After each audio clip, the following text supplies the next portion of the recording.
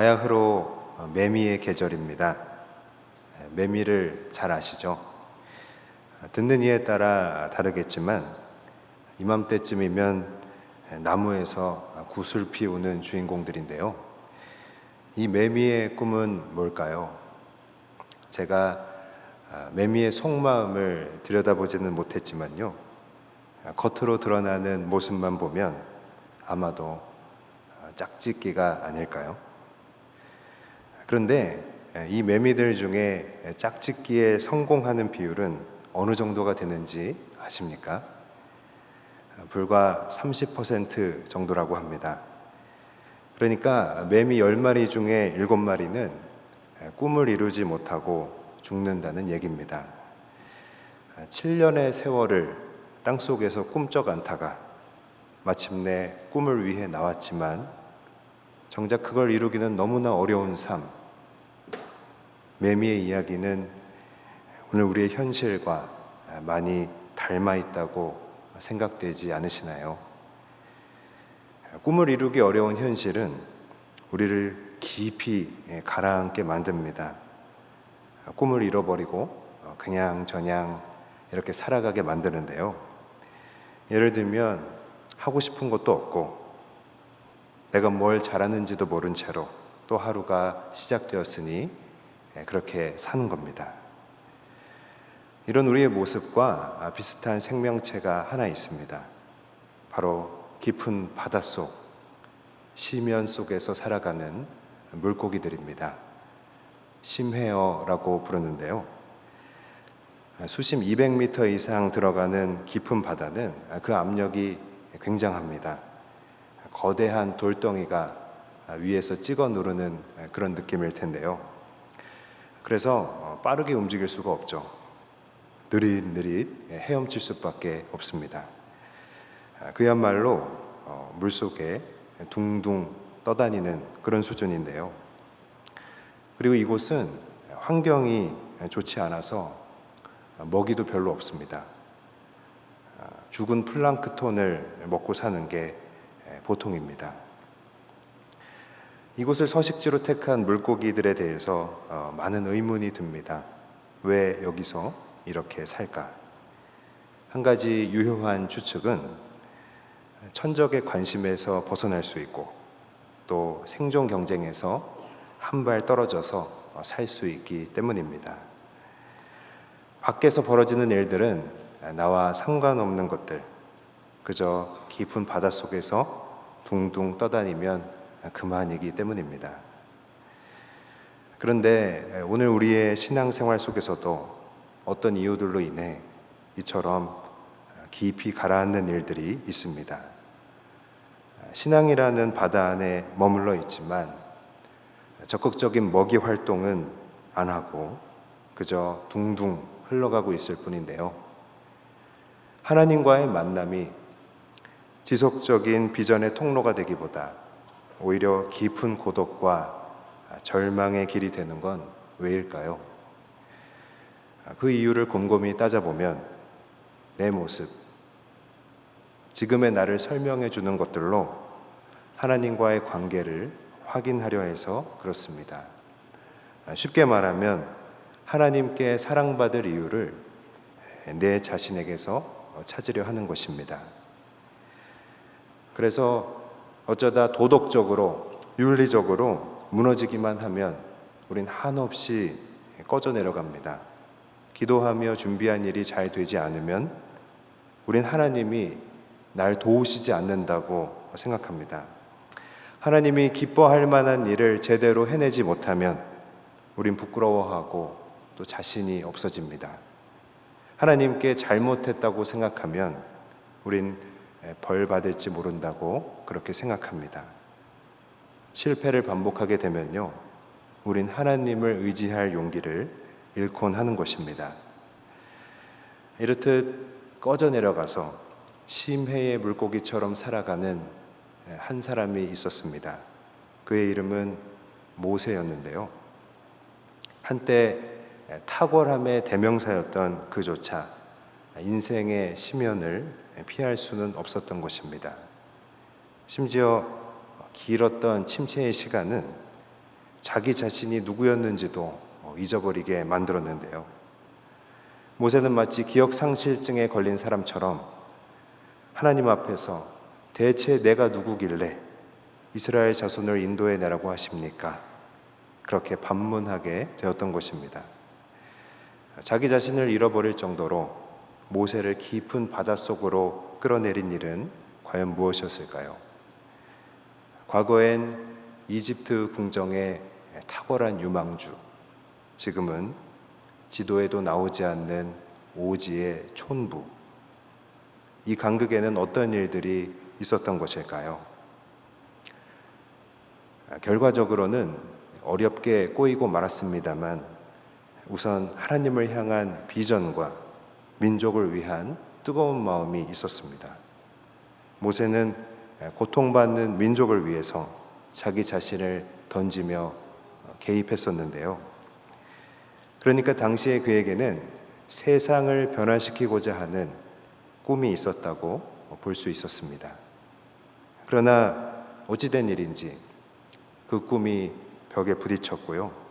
되려 그를 위협하기 시작했습니다.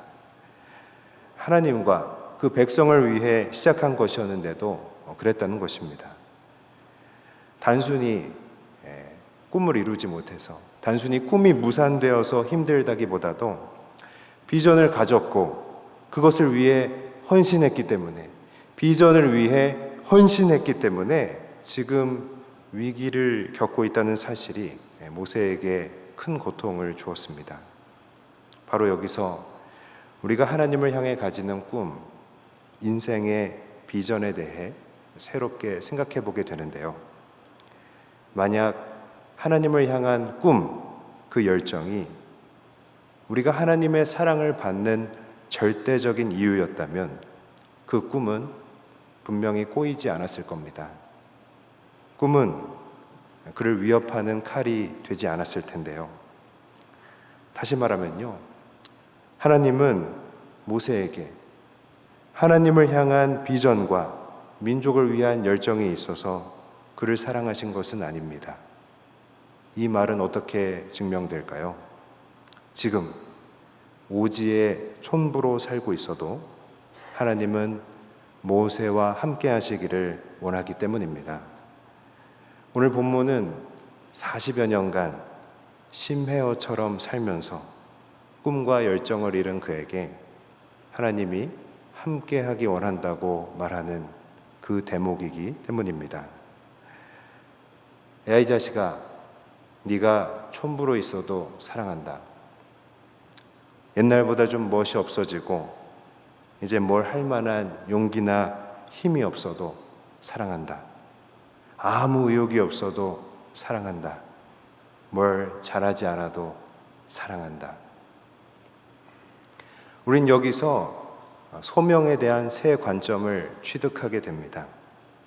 하나님께서 주시는 소명은 어떤 할 일을 받아 내가 뜨겁게 반응하는 종류의 패턴이 아닙니다. 소명은 하나님의 사랑을 받는 근거가 내게 없고 오직 전적으로 하나님께 있음을 확인하는 것이기 때문입니다. 그저께 조국 법무부 장관 후보자가 자신이 여러 의혹으로 비록 만신창이가 됐고 또 부족한 점이 많지만 그럼에도 자신에게는 사법개혁의 소명이 있다고 말했습니다. 여기서 그가 말한 소명은 주어진 일을 향한 불굴의 의지를 떠올리게 합니다. 그러나 하나님께서 주시는 소명은 나의 의지에 의한 것이 아닙니다. 하지만 모세는 처음부터 그것을 알지는 못했습니다. 심해로 들어간 후에야, 깊은 바닷속으로 꺼진 후에야, 자신에게 꿈과 열정과 의욕이 사라진 후에야 비로소 알게 됩니다. 내게 그런 게 없어도, 내게 꿈과 비전과 열정이 없어도 하나님이 나를 찾으시는구나 하는 걸 말입니다. 말하자면 내가 생각했던 것보다 더 큰 하나님의 은혜를 차츰 깨달아가게 되는 것입니다. 이러한 하나님과의 만남은 어떻게 주어지는 걸까요? 먼저는 시간이 필요합니다. 그리고 반복이 필요합니다. 저는 지난 시간 어디까지나 견습생으로서 목회를 배워온 것이고, 제가 직접 목회를 했다고 표현하기는 어렵습니다. 그럼에도 느낀 것이 있는데요. 목회 현장의 가장 어려운 점이 뭘까요? 목회 현장에 가장 어려운 게 뭐라고 생각하십니까? 바로 반복을 견디는 것입니다. 목회는 목양에서 나온 말이잖아요. 목양은 양을 기른다는 뜻인데요. 한 생명을 기른다는 것 자체가 반복의 연속임은 분명합니다. 양에게 밥을 주고 지키고 좋은 곳으로 데려가고 그 연속이잖아요. 이 점에서 목회는 어쩌면 반복을 살아가는 것일지도 모릅니다. 물론 당연히 늘 새롭게 하려고 하죠. 매번 새로운 걸 첨부하려고 합니다. 하지만 본질적으로는 반복입니다. 하루가 반복이고요. 일주일이 반복이고 1년이 반복인 것입니다. 여기서 어려운 것은 관계도 아니고 주어진 일에 대한 부담도 아닙니다. 바로 이 반복을 견디는 것이 가장 어렵습니다. 적어도 제게는 그랬습니다. 반복이라는 통 속에 들어가 있다 보면 어떻게 되냐면요. 때때로 방향 감각이 무뎌집니다. 늘 같은 자리에 있는 것 같은 느낌이 드는 것입니다. 올해 연초만 해도 싸이 영상 후보로 거론되던 메이저리그의 류현진 선수가 요즘 들어 부진하고 있습니다. 계속되는 패전으로 일부 언론에서는 이제 싸이 영상은 물 건너갔다, 그렇게 보기도 합니다. 투수가 반복하여 타자를 상대하다 보면 내가 마구라고 생각했던 구종이 슬슬 얻어맞기 시작합니다. 투수가 반복 속에서 점점 나의 공에 대해 자신감이 떨어지듯이 반복되는 삶은 내가 정말 그걸 잘했었나? 라는 의심에 우리를 휩싸이게 만듭니다.